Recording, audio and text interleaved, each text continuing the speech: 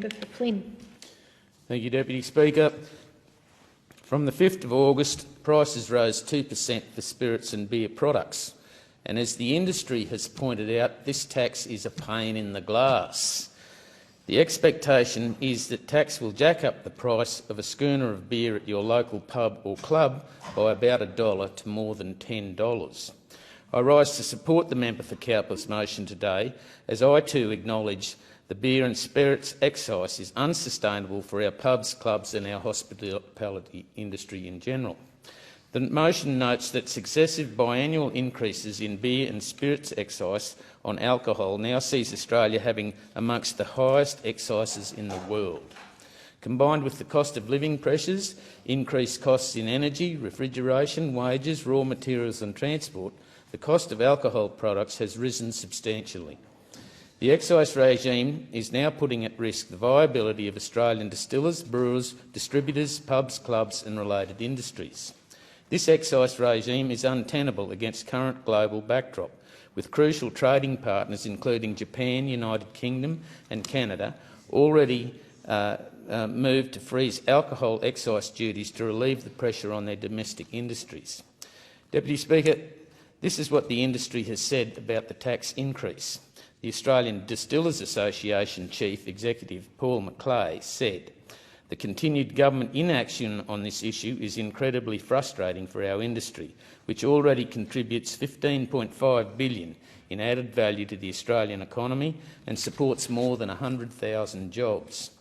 He stressed that a freeze in spirits tax was urgently needed, as well as partnering with the industry to create an export body for spirits, just as it has done successfully with the wine industry in Australia over recent decades. Craig Michael, Director of Ballantyne Gin Distillery in Victoria, added that his business now faces taxes that are $25 a litre greater than when the company began in 2015.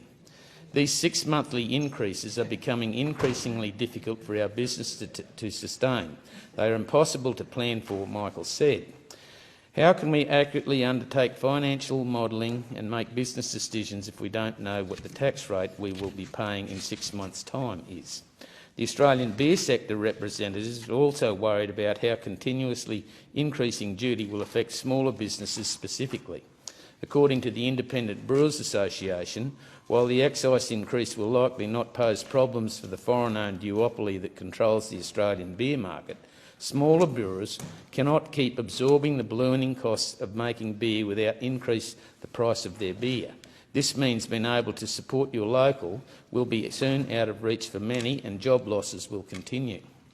It added, every cent that independent brewers spend on excise is money they cannot invest back into their staff, innovation, sustainability or supporting their communities.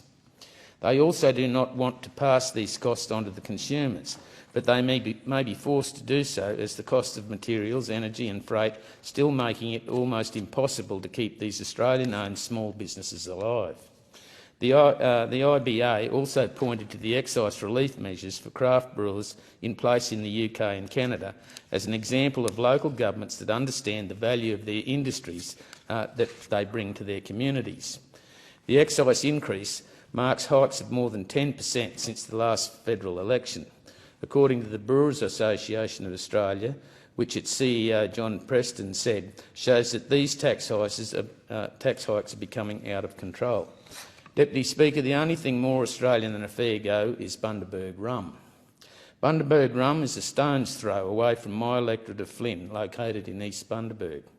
So when 63% of the cost of a bottle of Bundaberg rum is tax, I reckon that's 100% un-Australian.